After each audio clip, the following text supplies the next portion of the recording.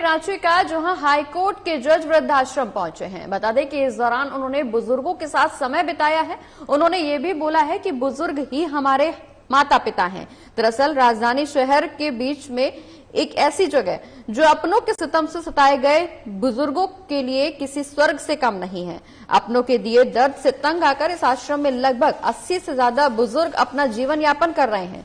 यहाँ सुबह नाश्ते से लेकर दोपहर और रात के खाने तक और रहने की उत्तम व्यवस्था है। आश्रम में बुजुर्गों के स्वास्थ्य का भी खासा ख्याल रखा जाता है। समय पर दवाई और इलाज का भी बेहतर इंतजाम है। यहाँ रहने वाले बुजुर्ग बताते हैं कि अपनों ने तो कभी हमारी सुध नहीं ली, लेकिन आश्रम में हमारी सेवा के लिए समय समय पर कई दयालु लोग यहाँ आते रहते हैं। इसी क्रम में झारखंड हाईकोर्ट के जज डॉक्टर शिवानंद पाठक ने आश्रम पहुंचकर बुजुर्गों का हालचाल जाना और उनके साथ समय भी बिताया।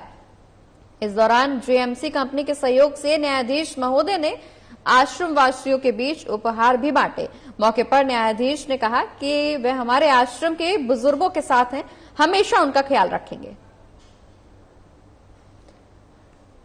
तो हाईकोर्ट के जज डॉक्टर शिवानंद पाठक इन बुजुर्गों के बीच पहुंचे हैं, जहां इस वृद्धाश्रम में बुजुर्गों के बीच उन्होंने उपहार भी बांटे हैं। यहाँ रहने वाले बुजुर्गों का कहना है कि इस आश्रम में वो लंबे समय से रह रहे हैं, लेकिन इस बीच उनकी सुध लेने वाले उनके परिजन यहाँ नहीं पहुंचे हैं। लेकिन समय समय पर कई ऐसे लोग वहां पहुंचते हैं जो उनके साथ समय बिताते हैं और उनके सुख दुख को साझा करते हैं।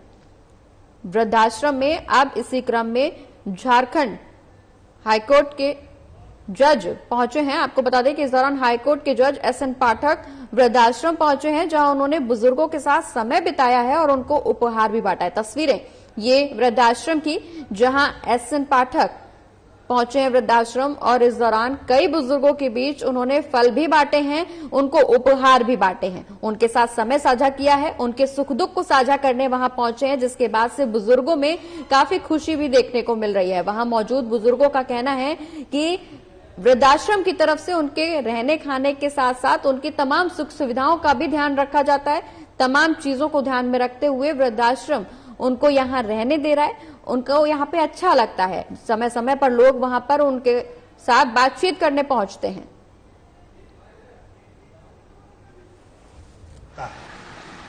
आज नवरात्रि का पहला दिन है और मैंने पिछले आगमन में यह तय किया था, आप लोगों से वादा किया था कि दशहरा और दिवाली दोनों मेरी आप लोगों के साथ गुजरे। आज नवरात्र का दिन है। मैं जब पूजा कर रहा था सुबह में माँ के दरबार में, तो मैंने माँ से प्रार्थना की कि आज मुझे जाना है उन लोगों के बीच।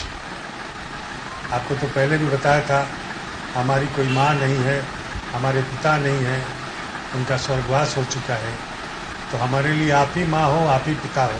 हमेशा प्रयास करूंगा कि आपके कष्ट का निवारण करूं, कोई भी कष्ट आपको छूने तक नहीं पाए। बढ़ते आगे, जहां बिहार में स्वास्थ्य विभाग के बड़े बड़े दावे और उसकी जमीनी हकीकत में काफी अंतर देखने को मिल रहा है। मामला मुख्यमंत्री नीतीश कुमार के गृह जिले के सदर अस्पताल का